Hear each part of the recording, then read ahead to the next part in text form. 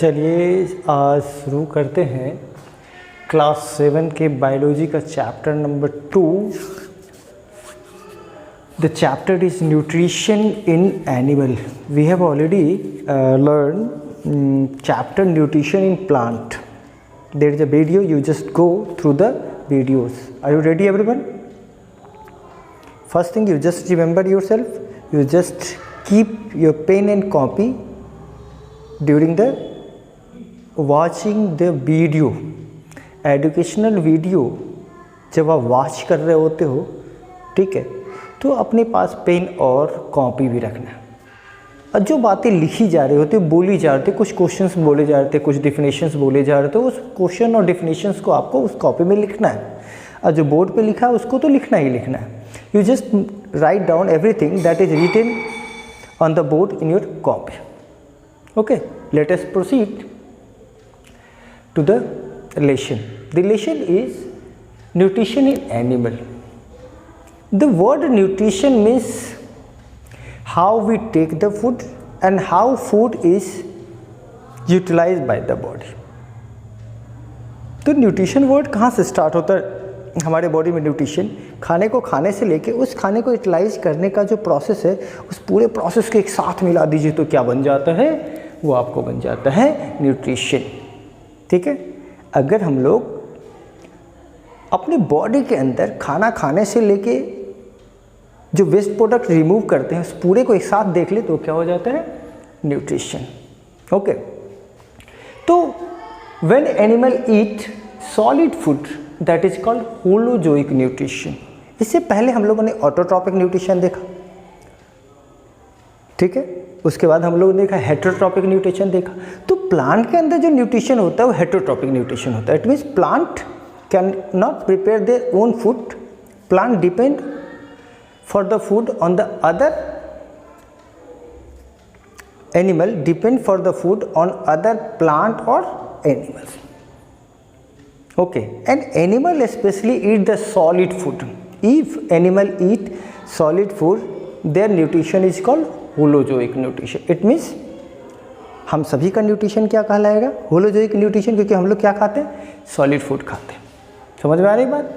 ठीक है, चलो, गर्मी बहुत ज़्यादा है। अब हम लोग देखते हैं कि न्यूट्रिशन स्टार्ट कहाँ से होता है। What are the different process of the nutrition? There are 5 process of the nutrition. How much? There are 5 process of the nutrition. The first one is ingestion. What is ingestion? Ingestion means just the process of taking in of the food. अब we are having the different kind of animals in our surrounding and they have different mode of nutrition, the different mode of taking the food. Someone swallow the food, निगल जाते हैं food को, ठीक है। Someone suck the food, मच्छर काटता है, पता है क्या कर लेता है? सक कर लेता है। मक्खी को देखा होगा, नेक्टर को क्या करता है? सक करता है वो। तो आइदर इंजेशन में क्या होगा? Either take the food, swallow the food, suck the food, either filter the foods। Aquatic plants और एनिमल जो रहता है वो न्यूट्रिएंट्स को क्या करता है? फिल्टर करके ले लेता है। और च्यूविंग द फूड, हम सब आते हैं चबा के खाते हैं। क्या करते हैं? चबा के खाते हैं। तो पहला स्टेप समझ में आ गया। First step of nutrition is ingestion, and ingestion means just taking in of the food. लिख लिया कॉपी में? Taking in of the food. And the second step of nutrition is digestion. The food that we eat is complex and not easily absorbed by the body. जो हमारा body cell का बना हुआ है, वो सेल जो खाना हम लोग खाते हैं वो कॉम्प्लेक्स होता है, ठीक है। उसको डायरेक्ट उसमें से न्यूट्रिएंट्स नहीं निकाल सकते। अब खाने को क्या करना होगा? जो कॉम्प्लेक्स फूड मटेरियल है उसको ब्रेक डाउन करना पड़ेगा सिंपल सॉल्युबल फॉर्म में। तो the process of converting the complex food material into the simple soluble form is called digestion. समझ में आ रहा है? इंजेशन समझ में आ गया, डाइजेशन समझ में आ गया। इंजेशन मतलब मुंह में खाना लेना, डाइजेशन मुंह से ही शुरू हो जाता है। बाद में हम लोग बात करेंगे, later on discuss in detail, ठीक है।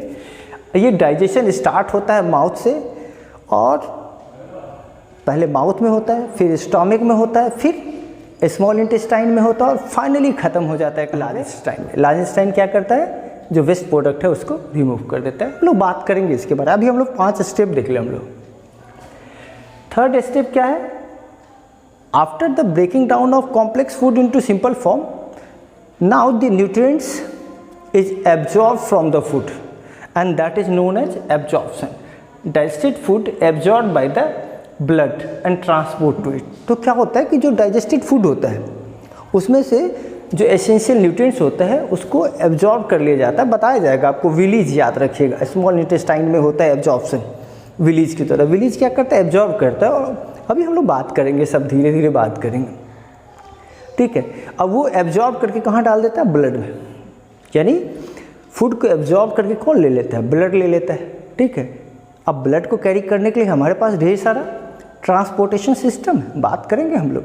आपको याद होगा ब्लड वेसल्स है हमारे पास, लिम्फेटिक सिस्टम है, अलग अलग तरह का है ना नेटवर्क है हमारे बॉडी में, जो जिसके अंदर ब्लड भरा हुआ है। और ब्लड क्या करता है, फूड को, जो न्यूट्रिएंट्स उसको एक जगह से दूसरी जगह ट्रांसपोर्ट करता है। समझ में आ रही बात।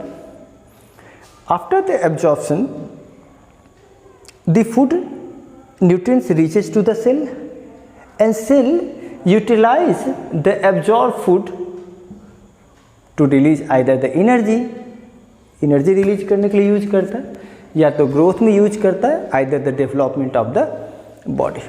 क्योंकि हमको खाना क्यों चाहिए, why we need the food, we need food to get the energy for the proper functioning of the body, growth of the body, repair of the worn out cell, जो सेल खराब हो जाता है उसको ठीक ठाक करने के लिए। Assimilation means just utilization of absorbed food by cells for various process। समझ में आ गया। अब लास्ट बचा कौन सा, 5वां, ingestion। The food that is not useful to our body is thrown outside the body, and this removal of the waste product undigested food is called injection. समझ में आ गया, इंजेक्शन पक्का है। थोड़ा और आगे बढ़े। अब हम लोग, ये तो हम लोगों ने 5 स्टेप देख लिया। क्या क्या देख लिया, पहला इंजेक्शन, दूसरा डाइजेशन, तीसरा हम लोगों ने देखा एब्जॉर्प्शन, चौथा देखा हम लोगों ने एसिमिलेशन, 5वां देखा इंजेक्शन जो लास्ट में रिमूव हो गया। अब चलो बात कर लेते एक ऑर्गेनिज्म में, अमीबा। आपने देखा होगा अमीबा का कोई ना शेप फिक्स नहीं होता है, ये जो भी बनाना है वो बना दो, ये क्या हो गया, अमीबा हो गया। और यहाँ पे इसके पास ये उसका, ये किसका फोटो हो गया, अमीबा का।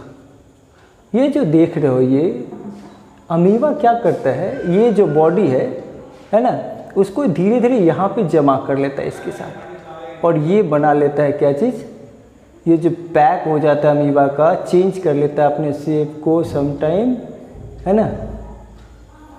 और ये जो बना लेता है ये हो गया इसका फूड वैक्यूल्स, क्या बोलते हैं, ये तो न्यूक्लियस है। क्या है ये है न्यूक्लियस, याद रखना है। क्या है ये, न्यूक्लियस, है ना। ये हो गया सेल मेम्ब्रेन, ये सेल में पढ़ेंगे आप लोग, सेल का अपना स्ट्रक्चर है, ठीक है। तो ये जो आप देख रहे हो ना अमीबा, जो अपने बॉडी को चेंज करता रहता है, क्या करता रहता है, चेंज करता रहता है। अब यहाँ पे क्या होता है, फूड पहुँच जाता है। क्या पहुँच जाता है, जो ही फूड अमीबा के नज़दीक आता है, अमीबा अपने बॉडी को चेंज करता है और एक बैग लाइक स्ट्रक्चर बना, फिंगर लाइक स्ट्रक्चर बना लेता है, जिसको हम लोग बोलते हैं, शेप चेंज करने के बाद एक फिंगर लाइक स्ट्रक्चर बनाता है, जिसको हम लोग सीडोपोडिया बोलते हैं। सीडोपोडिया वो उसके पास पहले से नहीं होता, जब चाहे बनाता है, फिर जब चाहे हटा देता है। जैसे हम लोग अपने हाथों को या अपने बॉडी को टर्न करके, जैसे कभी मुर्गा बना दिए, कभी बिल्ली बना देते हैं। अलग अलग फ़ोटो जो देखते हैं ना, ऐसा शैडो करके बनता है, याद है, इस टाइप का शैडो देखा आपने बनाए हुए, बिल्ली बन जाता है और समथिंग, कुछ शैडो दिखा रहा हूँ मैं, दिख रहा है। चलो, तो अमीबा भी क्या करता है, अपने बॉडी के शेप को चेंज करके क्या बना देता है, एक फॉल्स फीट तैयार करता है, एक फिंगर तैयार करता है, जिस फिंगर से फूड को क्या कर लेता है, कैप्चर कर लेता है। जो ही फूड कैप्चर करता है, तो जैसे इसको कैप्चर कर लिया तो ये क्या होगा, बंद हो गया। क्या हो गया, बंद हो गया। जैसे मान के चलो ये फूड है, जो ही यहाँ पे आता है इसको क्या करता है, कैप्चर कर लेता है। जो ही कैप्चर करता है तो ये बंद हो जाता है, ठीक है, सीरोपोडिया क्या होता है, बंद हो जाता है। अब वो जो बंद होकर जो डब्बा बना, बॉक्स बना, उस बॉक्स को हम लोग वैक्यूल्स बोलते हैं। वैक्यूल्स सेल के अंदर नहीं होता उसके पास, ठीक है। क्या करता है वो, जो बाहर का आउटर कवरिंग है उसी को वो क्लोज करके क्या बना लेता है, वैक्यूल्स बना लेता है। जो ही वैक्यूल्स बनाता है तो अमीबा अपने बॉडी के अंदर से रिलीज करता है बाहर डाइजेस्टिव एंजाइम।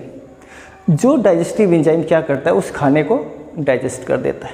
क्या कर देता है, खाने को डाइजेस्ट कर देता है। जब खाना डाइजेस्ट हो जाता है तो फिर से उसमें से सक करके अमीबा क्या करता है, न्यूट्रिएंट्स निकाल लेता है और उस न्यूट्रिएंट्स का यूज करता है ग्रोथ और एनर्जी और अदर वर्क के लिए करता है, लाइफ एक्टिविटी के लिए। समझ में आ रहा बात, कैसे डाइजेशन होता है, ये सब लिखा हुआ है यहाँ पे। ये जो अमीबा में ये डाइजेशन होता है उसको बोलते हैं सर्कमवेलेशन। ये जो मेथड है जिसको बोलते हैं सर्कमवेलेशन, द मेथड इन विच, ठीक है, the food is stick to outside the body and digested outside. Amoeba body के अंदर फूड को नहीं लाता है, बॉडी के बाहर ही चिपकाता है, उसको कवर करता है और उसी को डाइजेस्ट करता है और उसमें से न्यूट्रिएंट्स एब्जॉर्ब कर लेता है। याद रहेगा अमीबा का डाइजेशन, क्लास 10th में भी पढ़ना है, याद रखना। डाइजेस्ट करने के लिए अमीबा क्या रिलीज करता है उस फूड पे, डाइजेस्टिव एंजाइम। याद रखना, कभी भी कोई चीज़ डाइजेस्ट होता है उसके लिए एंजाइम जरूरी पड़ती है। एंजाइम्स क्या है, enzymes are the chemicals that digest the food, जो फूड को क्या करता है, डाइजेस्ट करता है। एक और मज़ेदार बता दें कि स्टारफिश भी आपने देखा होगा, ऐसे ऐसे उसके फिंगर टाइप के होते है ना, फिंगर्स लगे रहते हैं उसके बॉडी पे। स्टारफिश देखा आपने इस टाइप का, ऐसे बना हुआ रहता है, स्टारफिश देखा है ना। ये जो स्टारफिश जो आप देख रहे हो, क्या है ये, ठीक है, स्टारफिश में आप देखोगे कि स्टार्स के पास ये जो ट्यूब देख रहे हो, क्या होता है इसके पास, ये ट्यूब है। क्या है ये, ट्यूब, ठीक है। ये ट्यूब करता क्या है, सो देख लीजिए। As soon as some prey reaches to starfish, starfish के नज़दीक जो ही खाना आता है, क्या खाना आता है, ठीक है, तो ये जो आप देख रहे हैं इसका क्या है, ट्यूब लाइक स्ट्रक्चर जो है वो खाने को पकड़ लेता है। खाने को क्या करता है, पकड़ लेता है। बहुत बड़ी बात है, क्या करता है, ये जो ट्यूब लाइक स्ट्रक्चर है वो कैप्चर कर लेता है फूड को। फूड बड़ी मज़ेदार है, सुन लो ध्यान से। और जो है फूड को कैप्चर करता है तो स्टारफिश के मुंह के अंदर से उसका स्टोमक बाहर निकला। स्टोमक क्या करता है, उसको डाइजेस्ट करता है। याद रखने से, एब्जॉर्ब करके फिर से अंदर चला जाता है, एब्जॉर्ब करने के बाद फिर उसको एसिमिलेशन करता रहता है। याद, बात समझ में आ गया। एब्जॉर्ब करने के बाद फिर अंदर चला जाता है, यानी ये भी खाने को अंदर लेके नहीं जाता है, यानी आउटसाइड द बॉडी होता है। लेकिन हम लोग के अंदर जो होता है डाइजेशन, वो कहाँ होता है, इनसाइड द बॉडी होता है। अब जो नेक्स्ट टॉपिक है उस पर बात कर लेते हैं, ठीक है। न्यूट्रिशन इन अमीबा ख़त्म हो गया, न्यूट्रिशन इन स्टारफिश भी आपने देखा। अब हम लोग देखते हैं ह्यूमन बीइंग में न्यूट्रिशन कैसे होता है। How human being take the food and neutralize them. Let us start. Okay, then the nutrition in human being start from the mouth and ends with large intestine. Start from mouth and ends with large intestine. In between them there are different organs that help in the nutrition. The first one, we take the food inside the mouth. Okay, we take the food inside the mouth, that is called ingestion. In mouth there are lot of numbers of salivary gland. Mouth के अंदर lot of salivary gland होता है. That salivary gland release saliva, release the juice called saliva that contain digestive enzymes, and that digestive enzymes is salivary amylase. क्या रहता है, salivary amylase, and salivary amylase convert the starch into sugar, convert the starch into sugar. That's why food कैसा लगता है, मीठा लगता है। जो खाना हम लोग रोटी खाते हैं वो मीठा क्यों लगता है, क्योंकि जो रोटी के अंदर स्टार्च होता है वो किसमें कन्वर्ट हो जाता है, ग्लूकोज में कन्वर्ट हो जाता है। स्टार्च कम्प्लेक्स फॉर्म है और जो आपका ग्लूकोज है, शुगर है, वो सिंपल फॉर्म हो गया। चलिए बढ़िया आगे। Okay, during the eating of the food teeth chew the food and tongue mix with saliva. The mixing of chewed food with saliva is called mastication. याद रहेगा, कॉपी में लिखो फटाफट।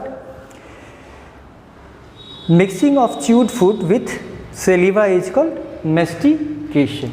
ठीक है, मैस्टिकेशन के कारण क्या होता है कि फूड जो होता है वो सॉफ्ट और स्लिपरी हो जाता है। Mastication make the food soft and slippery so that it can be swallowed easily by the esophagus. This is called esophagus और windpipe और food pipe। ठीक है, esophagus, the muscles of esophagus regularly contract and relax, and during the wave-like action of contraction and relaxation, food pushed down to the stomach. The wave-like action of esophagus, जल्दी लिखो, wave-like action of esophagus is called peristalsis. Peristalsis. Wave-like action of esophagus is called peristalsis that push the food down to the stomach, inside the stomach.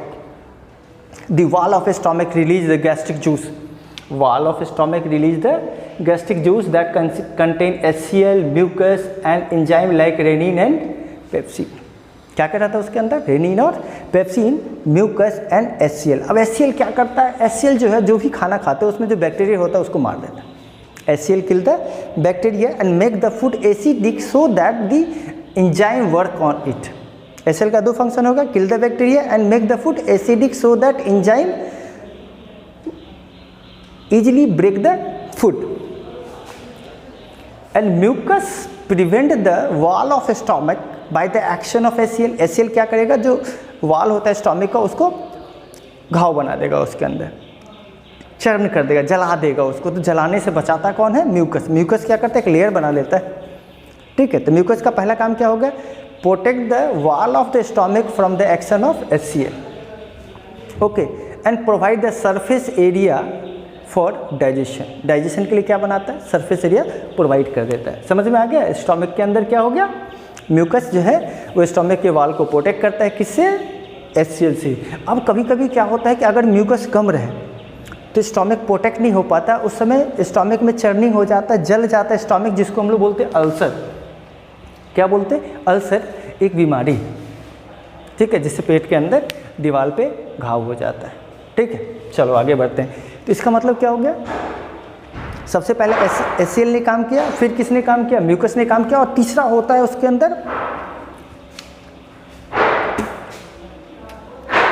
Pepsin और rennin. उसके अंदर क्या होता है? Pepsin और rennin. किसमें? गैस्ट्रिक जूस के अंदर। ये पेप्सिन और रेनिन दोनों क्या करता है? प्रोटीन को स्मॉल पार्ट में चेंज कर देता है, यानी प्रोटीन को ब्रेक करता है। स्पेशली आप रेनिन जो देख रहे हैं ये मिल्क प्रोटीन को करता है। मिल्क किसको ब्रेक करता है? मिल्क प्रोटीन को। एक और मैं बात बता दूं, छोटा बच्चा जो ही दूध पीता है दही निकालता है। क्यों? क्योंकि जो दूध जाता है छोटे बच्चे के पेट के अंदर वो HCl के साथ मिक्स होकर क्या बन जाता है? फट जाता है, कह सकते हो उसको, और दही में कन्वर्ट हो जाता है। ठीक है, चलिए, उसको एक्चुअली दही नहीं है, उस कट बोलते हैं। क्या बोलते हैं? कट, क्योंकि वो पचा हुआ खाना नहीं है। ठीक है, आगे बढ़ते हैं। माउथ में समझ में आ गया, माउथ में क्लियर है, स्टमक में क्लियर है। अब स्टमक में जो खाना है वो पार्शली डाइजेस्ट हो गया। वो जो पार्शली डाइजेस्टेड फूड होता है उसको काइम बोलते हैं, है ना। ये जो पार्शियली डाइजेस्टेड फूड को हम लोग क्या बोलते हैं? काइम बोलते हैं। अब वो काइम जो है वो स्टमक से नीचे की ओर जाएगा। स्टमक में समझ में आ गया? एक बार फिर से बता दें कौन कौन काम किया? HCl, म्यूकस और कौन कौन? पेप्सिन और रेनिन। पेप्सिन और रेनिन किसको डाइजेस्ट किया? प्रोटीन को। चलो आगे बढ़ते हैं। और अब ये खाना कहाँ चलाएगा? वो जो खाना एसिडिक है, ये जो काइम एसिडिक है उसको पुश करके कहाँ भेजा जाता है? स्मॉल इंटेस्टाइन में। अब स्मॉल इंटेस्टाइन अपना डाइजेशन शुरू करने से पहले स्मॉल इंटेस्टाइन में लीवर और पेंक्रियाज, लीवर और पेंक्रियाज अपना अपना जूस सेक्रेट करके डालता है। लीवर क्या सेक्रेट करता है? लीवर बाइल जूस सेक्रेट करता है। इस बाइल जूस के अंदर जो केमिकल प्रेजेंट है वो फूड को बेसिक बना देता है, क्योंकि जो एसिडिक फूड आया है उसके ऊपर जो पेंक्रियाज रिलीज करता है एमाइलेज, ट्रिप्सिन और लिपेज। जो सेक्रेशन होता है किसका, पेंक्रियाज का। यानी फर्दर डाइजेशन के लिए, फर्दर डाइजेशन एसिडिक मीडियम में नहीं होगा, इसलिए बाइल जूस जो है सबसे पहले उसको क्या बना देता है, बेसिक बना देता है, ठीक है, जिससे कि एंजाइम्स उस खाने को और ज़्यादा ब्रेक कर सके, ठीक है। अब देखिए पेंक्रियाज के पास आगे बढ़ेंगे, उससे पहले मैं बता दूं बाइल सॉल्ट। लीवर जो जूस सेक्रेट करता है उसमें बाइल सॉल्ट भी होता है जो फैट को छोटे छोटे टुकड़ों में बदल देता है, जिसको ग्लोबुल्स बोलते हैं, ठीक है। लीवर का दो फंक्शन हो गया, पहला फूड को क्या करता है, बेसिक बनाता है, एल्कलाइन बनाता है, दूसरा क्या होता है, जो फैट है उसको स्मॉल पार्ट्स में चेंज कर देता है। ये लीवर जो जूस निकालता है बाइल जूस, वो अपने पास डायरेक्ट ब्लड में नहीं डालता, ये उसको स्टोर करता है कहाँ पे, गॉल ब्लैडर में। कहाँ स्टोर करता है, गॉल ब्लैडर में। और गॉल ब्लैडर जब जोरी होता है तब किसको देता है, स्मॉल इंटेस्टाइन के अंदर डालता है। यानी लीवर से गॉल ब्लैडर में और गॉल ब्लैडर से स्मॉल इंटेस्टाइन में। दो काम समझ में आ गया किसका, जो बाइल जूस जो सेक्रेट होता है किसका, लीवर का। अब बात करते हैं स्मॉल इंटेस्टाइन में ये जो पेंक्रियाज है वो भी अपना जूस डालता है। स्मॉल इंटेस्टाइन अपना काम बाद में शुरू करता है, वो सबसे पहले किसका यूज करता है, लीवर से जो सेक्रेशन आता है उसका, और पेंक्रियाज से। पेंक्रियाज जो रिलीज करता है वो पेंक्रियाटिक जूस है। क्या रिलीज करता है, पेंक्रियाटिक जूस। उस पेंक्रियाटिक जूस में होता है पेंक्रियाटिक एमाइलेज, ट्रिप्सिन और लिपेज। तीन चीज़ होगा, पेप्सिन,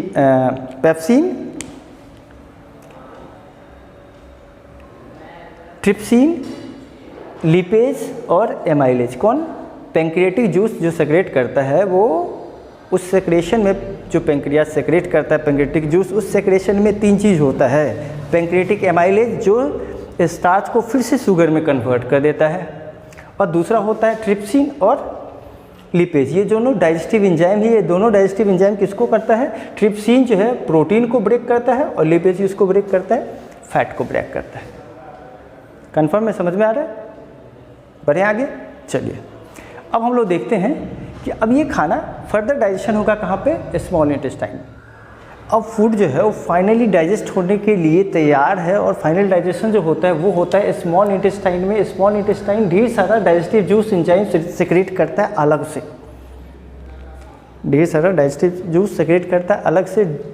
वो digestive juice at last food को फाइनली डाइजेस्ट कर देता है। और कैसे कन्वर्ट करता है वो देख लो।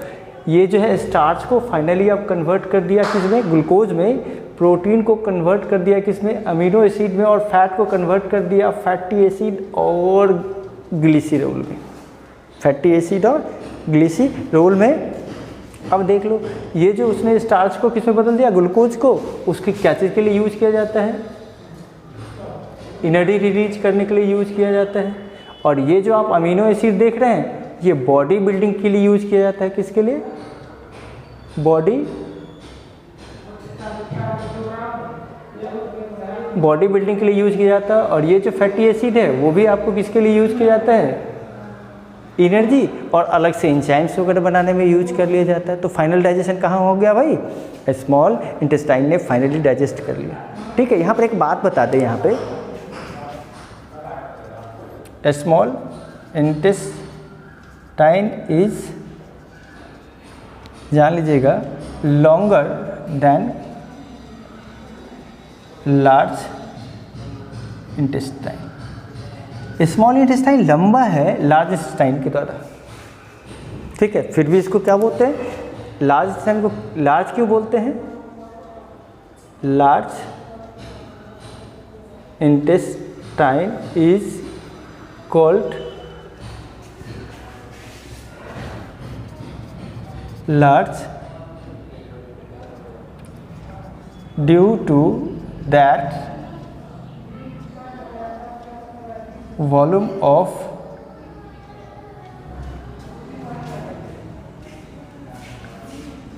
large intestine is more than small intestine. यानी अगर वॉल्यूम की बात करें तो लार्ज इंटेस्टाइन क्या है, पतला है, और लार्ज इंटेस्टाइन क्या है? मोटा है, और स्मॉल इंटेस्टाइन क्या है? पतला है। तो मोटा और पतला होने का, लंबा के कारण नहीं, मोटा और पतला होने का। लार्ज इसलिए क्योंकि वो मोटा है, स्मॉल इसलिए क्योंकि वो पतला है। ठीक है, अब बात करते हैं कि जो खाना फाइनली डाइजेस्ट हो गया किसमें? स्टार्च कन्वर्ट हो गया, प्रोटीन कन्वर्ट हो गया, फैट कन्वर्ट हो गया। अब जो खाना डाइजेस्ट नहीं हुआ उसमें से वाटर को एब्जॉर्ब करने के लिए उसको कहाँ भेजा जाता है? लार्ज इंटेस्टाइन में। लार्ज इंटेस्टाइन वाटर को एब्जॉर्ब कर लेता है, जो अनडाइजेस्टेड फूड है उसको कहाँ भेज देता है भाई? रेक्टम में। कहाँ डाल देता है? रेक्टम में। और रेक्टम में वहाँ पे अनडाइजेस्टेड फूड जो है वो सेमी सॉलिड में कन्वर्ट हो जाता है, जिसको फीसेस बोलते हैं। वो फीसेस हमारे बॉडी से निकल जाता है थ्रू द एनस। मुस्कुराने की बात नहीं, कहाँ से निकल जाता है? एनस के थ्रू निकल गया। और this is called what? The nutrition in animal. अब हम लोग देखेंगे न्यूट्रिशन तो हो गया, अब उसमें एब्जॉर्प्शन और एसिमिलेशन कैसे होता है। ठीक है, इस कॉपी पे लिखे फटाफट।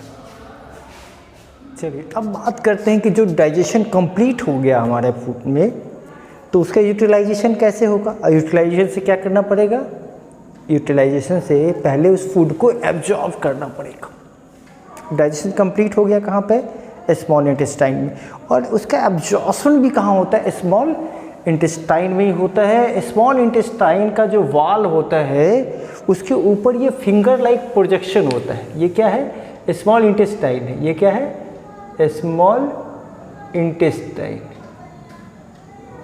और ये जो स्मॉल इंटेस्टाइन के वाल, दीवार के ऊपर ये जो अंदर देख रहे हैं, इसके अंदर ढेर सारा फिंगर लाइक प्रोजेक्शन होता है। वो प्रोजेक्शन क्या करता है कि फूड को एब्जॉर्ब कर लेता है। जो ही वो एब्जॉर्ब करता है तो उसके अंदर ढेर सारा क्या होता है? ये जो देख रहे हैं, ये ऐसे देख लीजिए, इसके अंदर ये जो देख रहे हो ये विलीज है।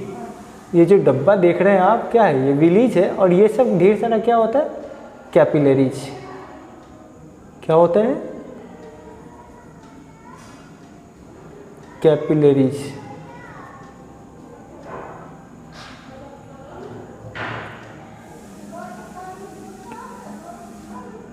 ठीक है, तो विलीज क्या करता है? फूड को एब्जॉर्ब करता है। विलीज क्या करता है? फूड को एब्जॉर्ब करता है। और वो एब्जॉर्ब फूड कौन ले लेता है? कैपिलरीज। और कैपिलरीज फर्दर कनेक्टेड होता है अलग ब्लड वेसल्स में, अलग अलग ब्लड वेसल्स। तो कैपिलरीज एब्जॉर्ब फूड को लिया, ठीक है। और कैपिलरीज के अंदर क्या रहता है? कैपिलरीज तो ट्यूब है ना, उस ट्यूब के अंदर क्या भरा रहता है? ब्लड। यानी जो ही एब्जॉर्ब फूड विलीज लेता है वो एब्जॉर्ब फूड कहाँ चलाता है? ब्लड के अंदर। याद रहेगा,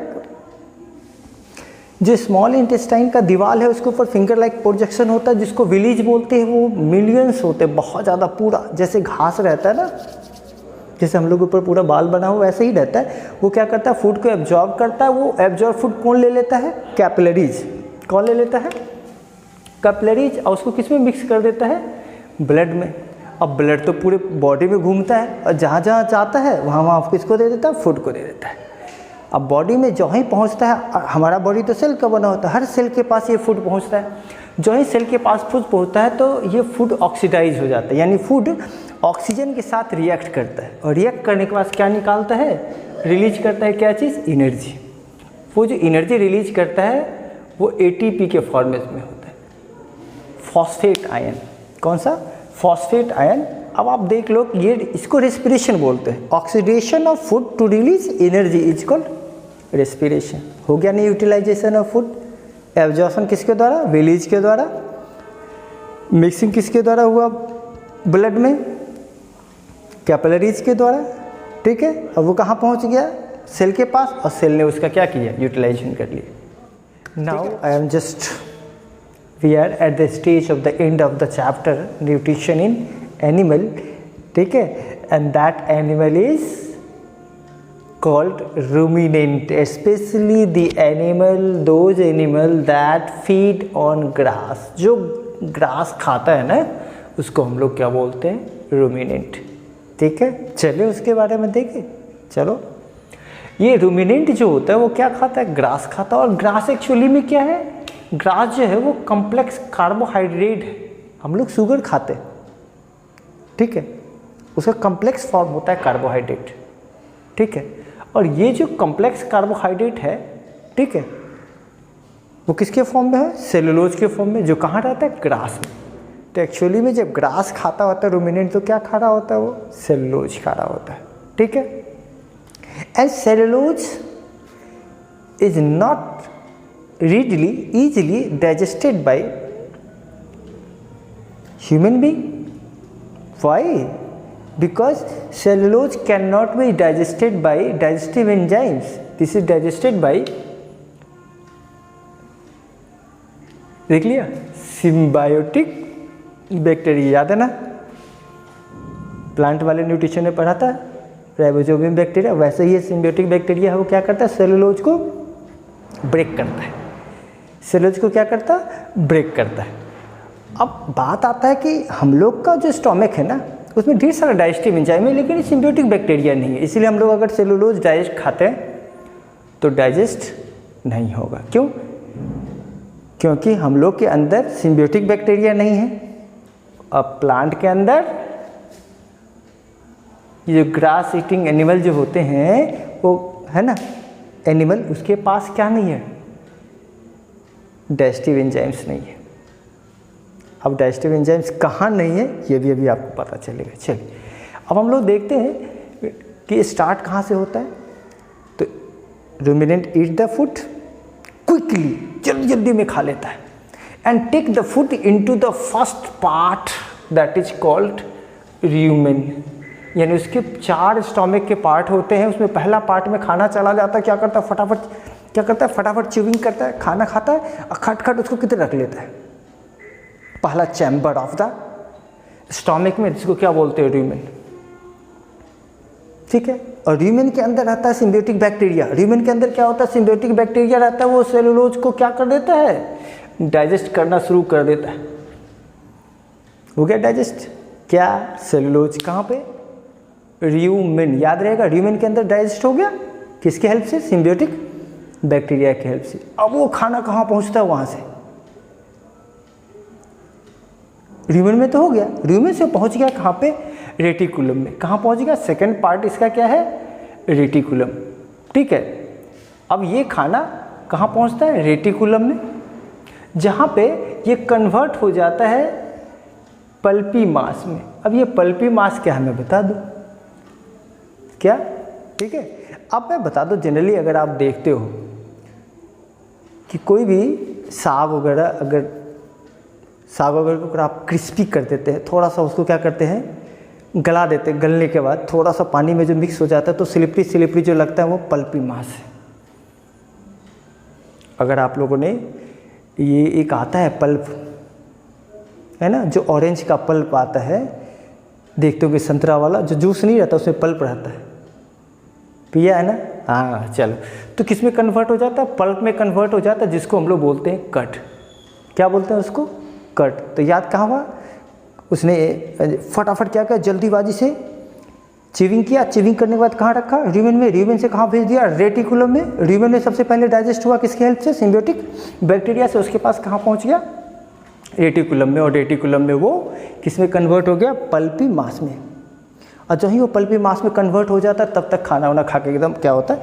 एनिमल तैयार होता है, फटाफट खा लेता है और खाने के बाद वो आराम करने के लिए बैठ जाता है। जब वो आराम करने के लिए बैठ जाता है तो क्या होता है? वो जो कड है ना, वो वापस स्वॉलोड होकर कहाँ चला आता है? मुंह के अंदर। यानी शुरुआत में तो केवल च्यूइंग किया था, क्रशिंग तो किया नहीं था। अब क्रशिंग करने के लिए फिर से कहाँ पहुँचा? वो माउथ के अंदर।